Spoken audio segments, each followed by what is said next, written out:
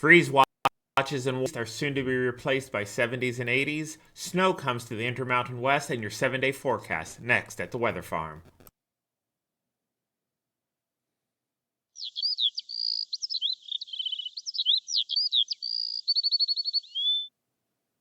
Good evening. I'm meteorologist Christopher Hale here at the Weather Farm, and here are your weather headlines for this evening on October 15th.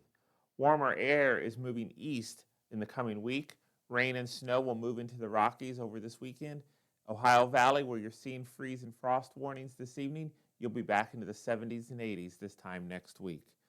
So let's take a look at those warnings across the nation right now. The deep purples, again, are those freeze warnings where temperatures are expected to fall 28 degrees or colder for 4 more hours. The light blue are those freeze watches. Out across the northern plains, we have high wind warnings marked by the pink colors. We also have those in western Utah and eastern Nevada. Up across parts of Wyoming, we have winter storm watches, winter weather advisories, and winter storm warnings for those higher elevations, as they do expect snowfall over the coming 24 hours. We look again at our upper level map. We see the cold air that's been in place across the eastern half being replaced by that warmer air. That's going to lead to those warmer temperatures for the upcoming weekend. Here comes that system moving in from the Pacific Northwest that's going to bring that snow to the Rocky Mountains and the Four Corners region this coming weekend. We see it out east. Again, that ridge stays pretty much in place. Even when this system tries to spin up across the northern plains on Sunday and Monday, the ridge stays put.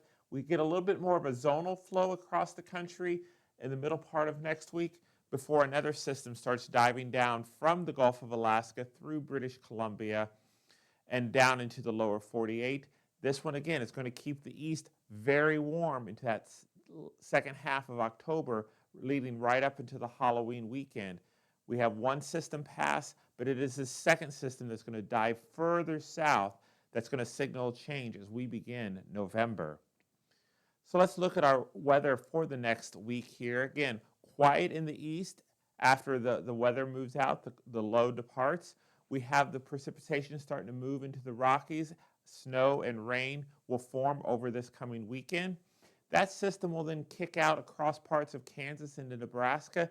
It will produce a line of storms come Sunday into Monday as it moves north into Canada through Minnesota. But again, the rest of the country stays pretty calm, especially here in the east, under that high pressure system. Again, talking about that Intermountain West and the Rockies, the snowfall. So here's Wyoming. We see swaths of 4 to 6 inches, very common in western parts of Wyoming by Tuesday evening. Parts of Utah, parts of western Colorado, again, 4 to 6 inches. These pink colors that you see here, those are going to be at the higher elevations, the higher mountaintops, even down into Utah. We could see 2 to 3 feet in those higher elevations. Again, parts of the mountains of Washington and Oregon, again, in those higher elevations where we're going to see that snowfall. As we mentioned, we look across the United States. Again, it is the Rocky Mountain West where we're really going to see that snowfall over the next 7 days. So as I mentioned, we're going to see this pattern shift. So right now we see out west, that's where the warm temperatures are going to reside on our Thursday. It is cooler here in the east, 50 for Indianapolis, 43 and 30s up towards Maine. As we move into our Monday, that warmth starts to shift a little bit east. It's across the plains. We kind of can see this line here, so we kind of can know where the cold front is. It's right through here, and the low pressure is going to be somewhere here up in Minnesota. But we look off to the northwest, that's where we start to see that colder air starting to dive down. Parts of Colorado, western Colorado, 20s, 30s, and 40s for your high. And if we look again at the weekend, the last full weekend of October, again, we still see that warmth is in place across the eastern half of the United States. Indianapolis, you could be at 73, 60s and 70s, and even some 80s across the southeast.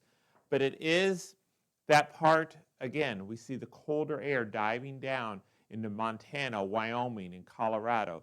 a signal that something is about to change in the overall weather pattern here in the lower 48. So as I mentioned, we saw that cold front on Monday.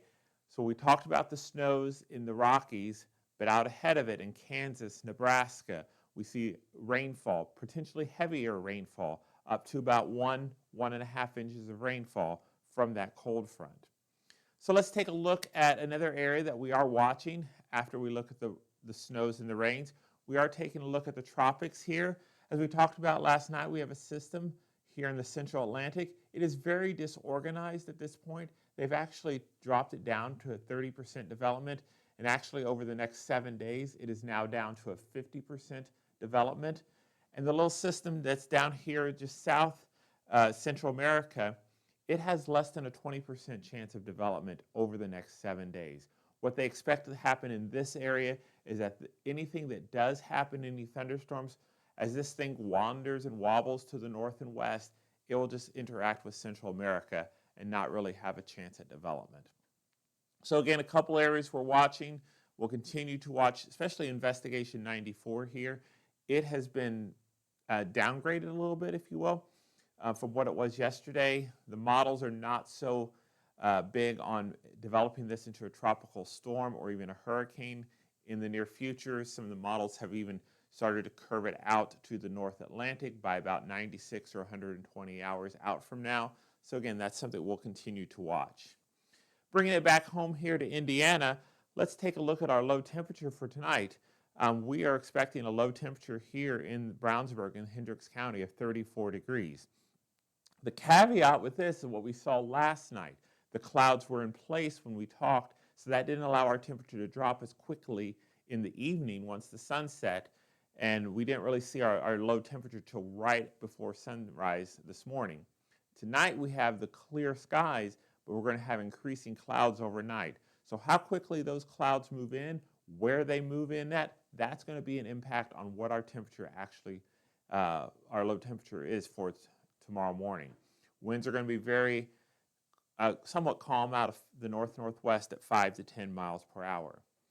So looking again at our temperatures here at the 9 o'clock hour on Tuesday, we are sitting at a temperature of 40 degrees. As I mentioned, we are under those clear skies tonight, and our current winds are out of the north-northwest at 3 miles per hour. And if we look around our region at the top of the hour, most of the area is in the low 40s. Most of Montgomery County is in the low 40s. Putnam County, you're in the low 40s. Again, like we saw last night, those areas north and east of Lebanon, out towards Gadsden, maybe even up towards Elizaville, you are already in those upper 30s. We see a 37 there in Gadsden, 40 for Zionsville, 41 Whitestown. Here we're at 40 degrees here at the Weather Farm. Just across in Traders Point in Marion County, you're at 39.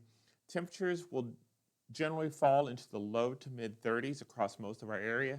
The main thing that's going to be the driver for tonight is where does that cloud cover set up? So we'll talk about that here shortly. But again, recapping our day today, we had a high temperature of 51 degrees and after that morning low of 37. Yes, you saw it starting at 12:19 p.m. Eastern Time today. We had precipitation here at the Weather Farm. We had 6/100ths of an inch of rain, again bringing our monthly total to 6/100ths. For your Wednesday, October 16th, the sun will rise at 7:57 a.m. Your sun will set at 7:04 p.m. As I mentioned, we did have 6/100ths here at the Weather Farm. Looking around the four-county region, precipitation was generally light. The Indianapolis International Airport did report 700ths, 600ths down in Plainfield. The big winner was outside of Danville, just to your west. We saw a report of 12/100ths. Greencastle, you got 1/100th. Lebanon, you were at 6/100ths of an inch. Across parts of Boone and Hamilton County, graupel was reported as falling from the sky as well. So let's take a look at our current temperatures around Indiana at the 9 o'clock hour. Again, Indianapolis, you're at 44. Those outlying areas are starting to fall into those upper 30s. Terre Haute, 46. Lafayette, 42. Gary, you're at 45. Notice the warmer temperatures up by Lake Michigan. That's going to play an impact of where our temperatures go tonight. And for the first time, I also want to debut for this season, we're going to debut the wind chill map. So these are your current wind chills. So as I mentioned, it was 45 in Indianapolis, but your wind chill is at 40. Lafayette, you have a wind chill of 36 degrees. Gary, you have a wind chill of 38. Wind chills will be a few degrees colder than the actual temperature as the temperatures do settle into the low to mid 30s and the winds become light to about 5 miles per hour overnight. And again, as I mentioned, we will have a low temperature tonight at 34 degrees. Looking at our radar, what we're seeing here is what we're going to watch tonight. We continue to see lake-enhanced rain showers coming off the long plume of Lake Michigan into northwest Indiana. That is also going to create some additional cloud cover. So where that exactly sets up, does the cloud cover stay closer to the Indiana-Illinois border? That is where those areas will likely have warmer temperatures. If that wind just shifts the cloud cover more into central Indiana or west central Indiana, that will keep our temperatures a little bit higher. It's one of the reasons why when we look at the National Hazards Map, we go back to that, we see that most of Indiana here is not under a freeze watch or warning or any kind of freezing conditions. It's more the eastern half of the state because that is where it is expected to have clearer skies for most of the night. So let's look at our temperatures. Again, as I mentioned, lows tonight will be generally around 40 in Indianapolis, in those upper 30s in those south outlying areas. For our Wednesday, highs will be around 55. A few degrees warmer today. We'll have not as much chance for precipitation, but a few more clouds. Looking at tomorrow night, this is when I think we have a better chance of seeing that widespread freeze. Indianapolis 39. We're expecting to fall to 30 here at the Weather Farm.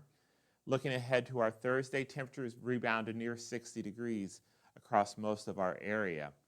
And then looking ahead to our Friday to begin our weekend, we see temperatures again in those lower 60s.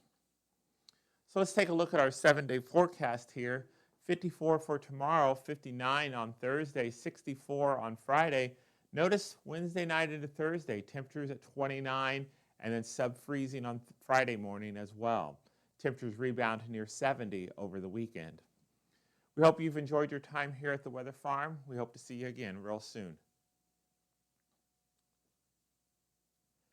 Hey friends, if you like the content that you see here at the Weather Farm, go ahead and watch one of our other videos that we have up here in the upper right, or just take a moment and click this subscribe button.